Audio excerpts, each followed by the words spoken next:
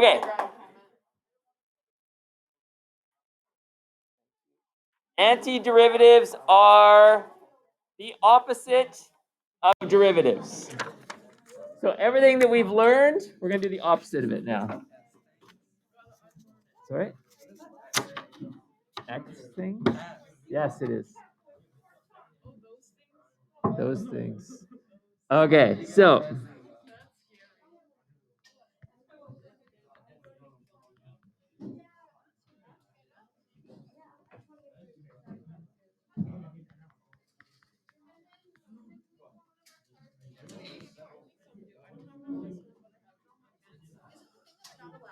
Yes. I have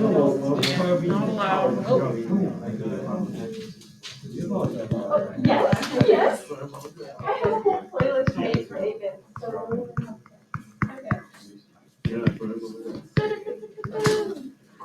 okay, so we have three derivatives here: 2x, 3x squared, and 6x squared. I want you to tell me what capital F of x is, i.e. what was the original function that this derivative came from. So the first one is x squared. What's the second one?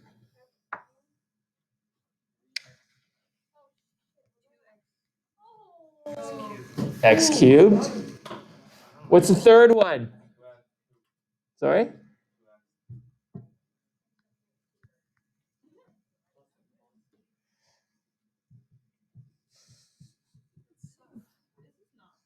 Okay. No, we're not doing what he did today. I'm not doing Newton's method. This is not Newton's method. This is totally different. I'm not doing Newton's method. I'll go over it next week if we need to, but I'm not going to go through that. Okay. This is what you're starting next week and what the next phase of calculus is all about. All right. It's the opposite process. You're not undoing it because you can't forget that. It is in this case, but you can't forget those rules because we will use them when we're doing these things. All right. How did we get those? Can anybody come up with a formula for how we got that? Jacob? You add 1 to the exponent and then divide the coefficient by So basically what he did, let's clap. So basically what he did is he did this. If f prime of x is equal to x to the n, he said the antiderivative, we're calling these antiderivatives. I'm going to write some notation here in a sec, is x to the n plus 1. You add 1 to the exponent and divide by what that new exponent is. Okay, so when we're doing 2x, we added 1 to the exponent to get 2, and then we divided this by 2, and the 2's cancel, and you're left with x squared. Are you adding one? What? Dividing by the new exponent. So, okay, look at this one. I add 1 to the exponent to get x cubed, right? And then I divide the whole thing by what that new exponent is, which is 3. 6 divided by 3 is 2. All right? Okay, now, these are not the only answers. These ones right here.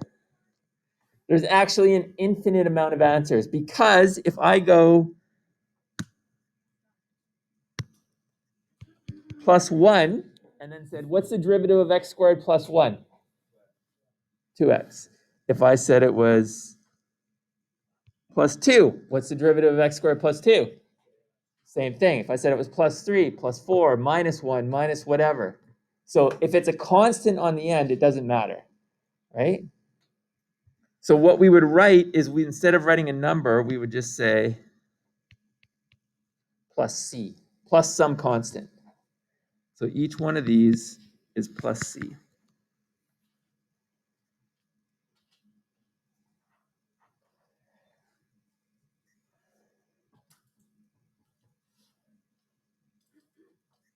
Okay. This is called anti-differentiation, or the antiderivative. Yeah.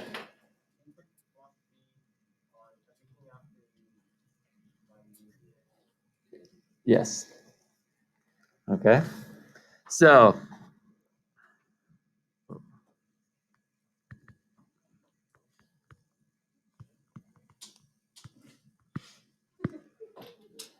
antiderivatives. Here is your notation.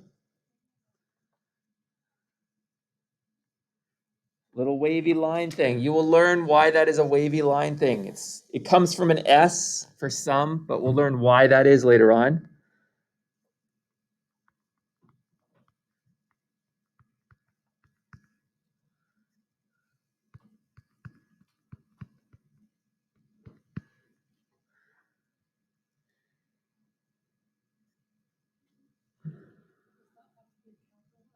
Yeah, you have to write it as a capital F because we're distinguishing it from the little f. All right, it's the antiderivative of the little f. Sorry? Because it's the antiderivative of the function. So we just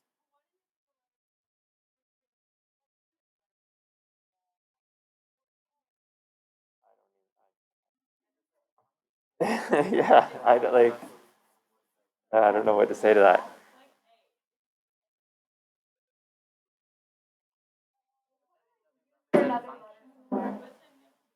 All right. Okay. This is called the integrand.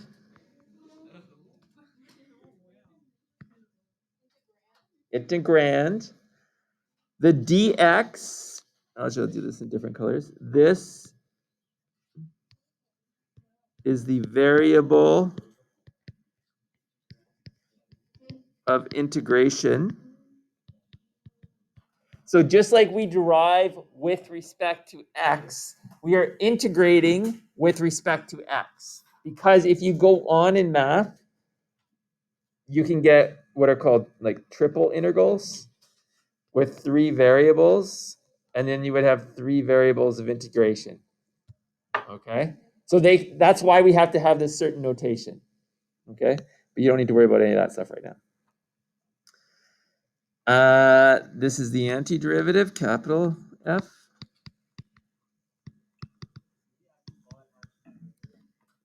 I mean, that's what it's called, but you'll just say the integral equals this, basically. And the C is the constant of integration.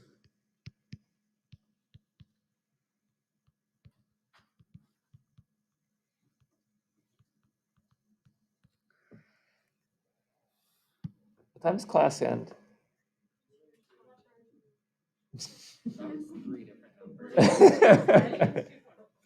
Okay.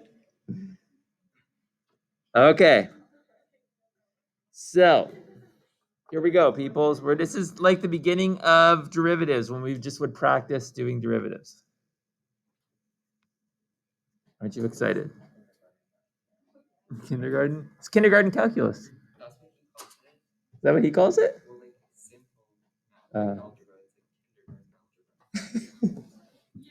Doesn't that inspire a lot of confidence in you?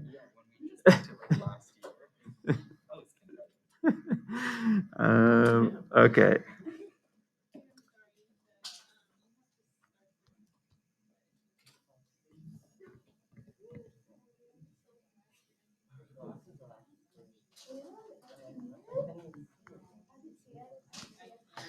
Okay.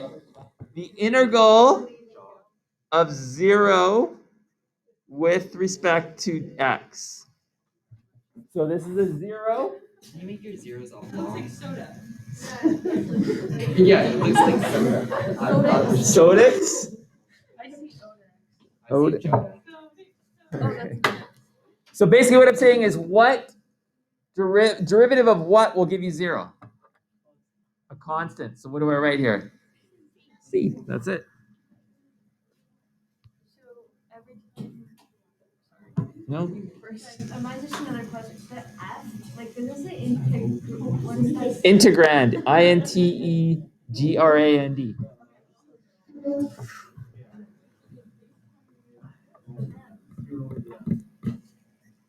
Why is it an S? It comes from an S because it stands for sum. You'll see later on where that actually comes from, but it evolved into this shape. Sorry, say that again. With our antiderivative. Which we're replacing this to get the antiderivative. This little integral symbol here is saying find the antiderivative. Well, it depends on what the function is. That's why we're just going to go through here, practice. Okay? I just represent the antiderivative as capital F as opposed to lowercase f. If we practice this, it'll probably make a little more sense. All right. What if we have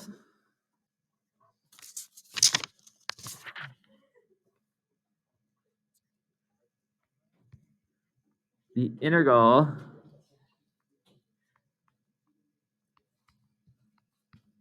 of 3x with respect to x? So, when we did derivatives, what could we do with constants when we were doing derivatives? You could pull them out. You can do the same thing when you're doing integrals. So I can rewrite this as 3 times the integral of x dx. And then I just integrate x. What's the antiderivative of x? It's not x squared. X squared over 2, right? Because we're using this formula. Add 1 to the exponent, divide by that new exponent. So it becomes x squared over 2, but there's the 3 in front, so we just multiply it by that. And what else do we have to write? Plus c. Okay, because you can tack on any constant. Now that constant could be 0, but you still have to write plus c to represent that. All right. 3.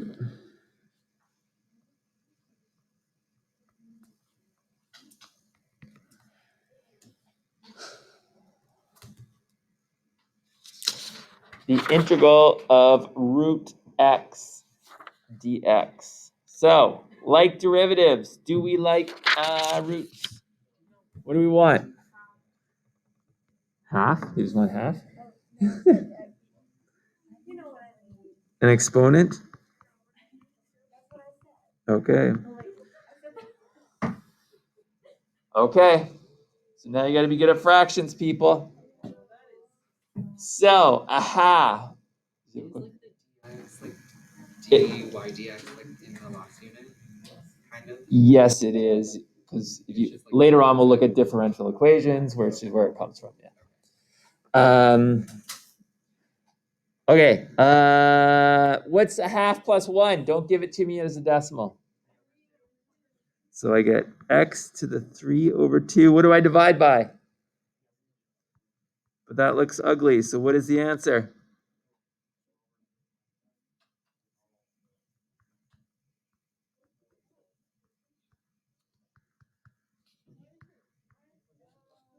Remember, when you're dividing by a fraction, what do?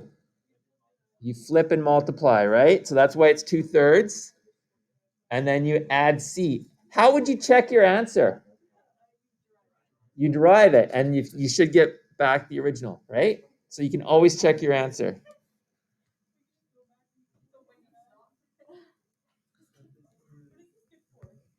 Oh, everything. Cooking, exactly.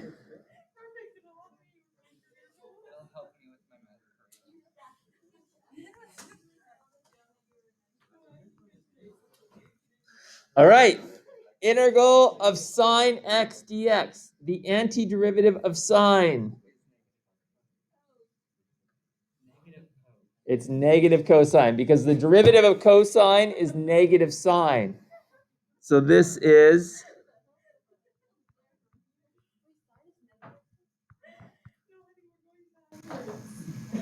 no honey. You're going backwards, right? Derivative of negative pose. Yeah. There you go. So that's how you check it. Oscar, you sound like I should already know this. Well, you should. We've been doing it for 5 minutes, Asmita. Come on. A little bit.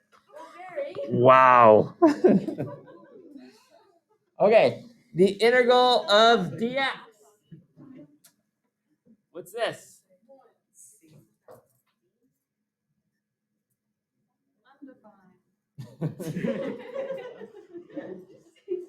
What number is in front of the dx? Derivative of what is 1? X. Will we get like another variable? You want me to put another variable? No, like what if it was like y? Then it would have to be dy. Right? Wait, will we get like the antiderivative of like dy? Yeah, we'll do one right now. Watch. No, that's a different thing. Okay, let's do this. Integral of y plus 2 with respect to y. What? That's a 2. Oh, so then it would just be like Oh, okay. y over 2 plus 2x. Where's there an x? Okay, so if you have stuff that is being added, you can break it up into y dy plus 2 dy, and do each one separately. Now you can just do this in your head, and this is what you'll do when they get bigger and you get better at it. But just so you understand, you can, if you have an addition or a subtraction sign, you can break up each one. Okay? So what's the integral of y with respect to dy? Y squared. Y squared over. There you go. So y squared over 2 plus c plus, what's the integral of 2? What's the antiderivative of 2? 2y. 2y. 2y plus. Thank you.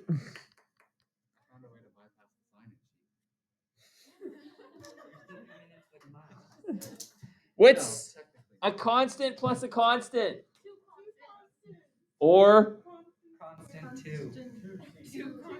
Constant squared, I think. Wait, why is it on the Constant bottom? squared. Wait, what if you're Why is there a c down 2?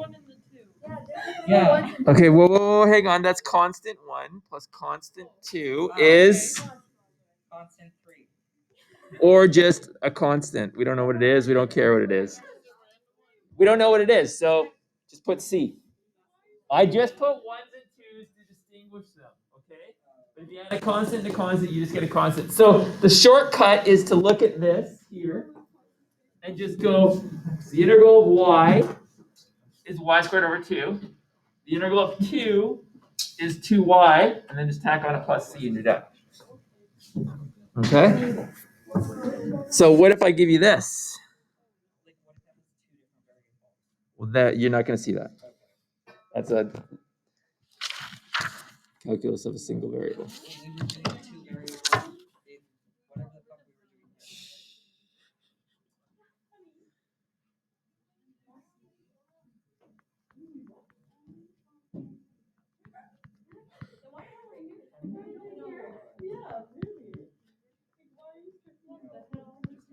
All right, go. Do that one. 3x to the 4 minus 5x squared plus x with respect to x.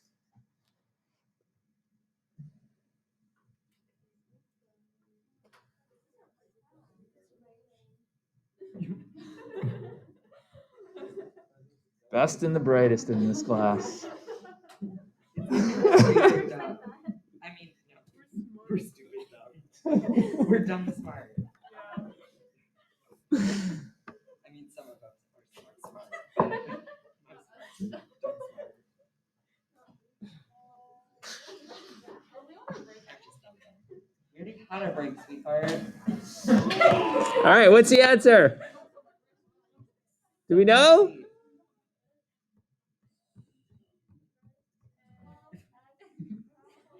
Can we like take them out? Yeah. So you could do this.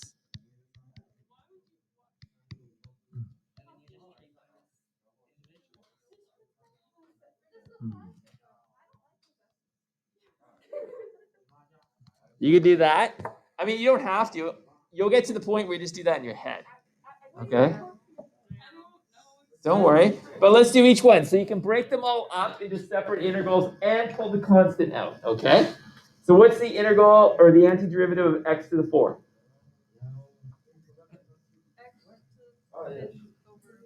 Yes, you add 1 to the exponent and divide by that, right? So it becomes x to the 5th over 5 because it's in front right there. It's part of the question.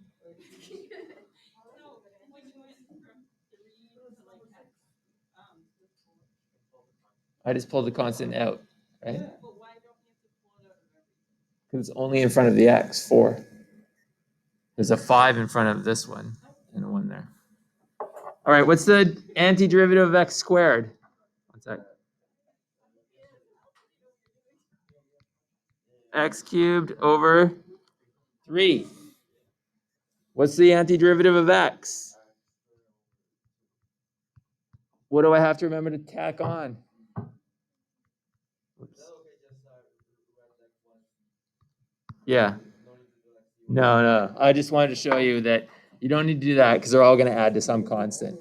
So you just wait at the end and you just tack on a c. All right.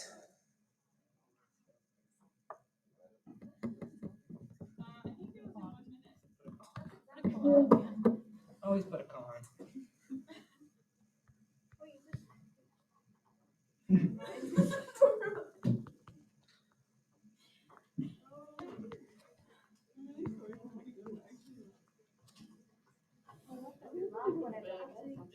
Oh, that's ugly. Yeah, this is not funny. Me not getting this is not funny. No, it kind of is. Okay. Shh.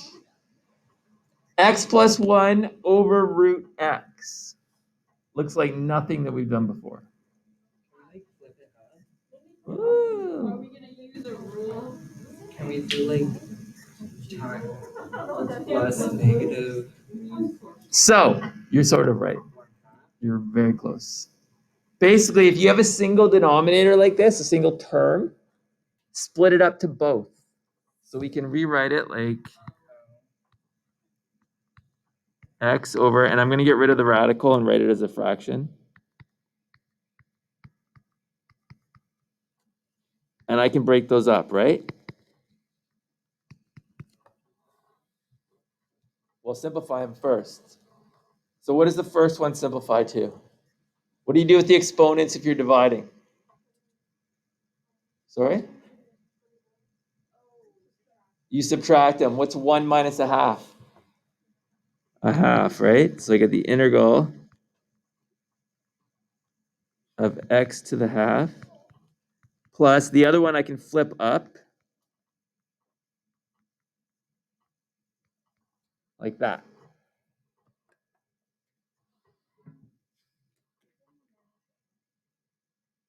Sorry?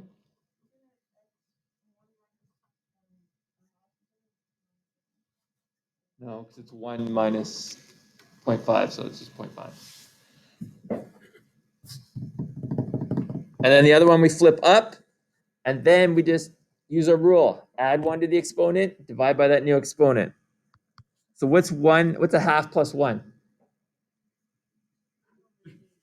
3 over 2. Divide by 3 over 2. Plus, what's negative a half plus 1?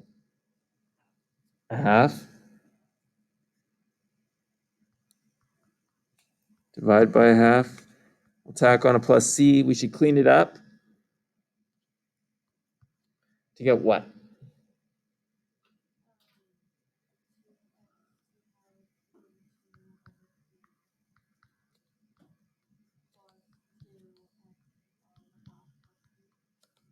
That is exactly the correct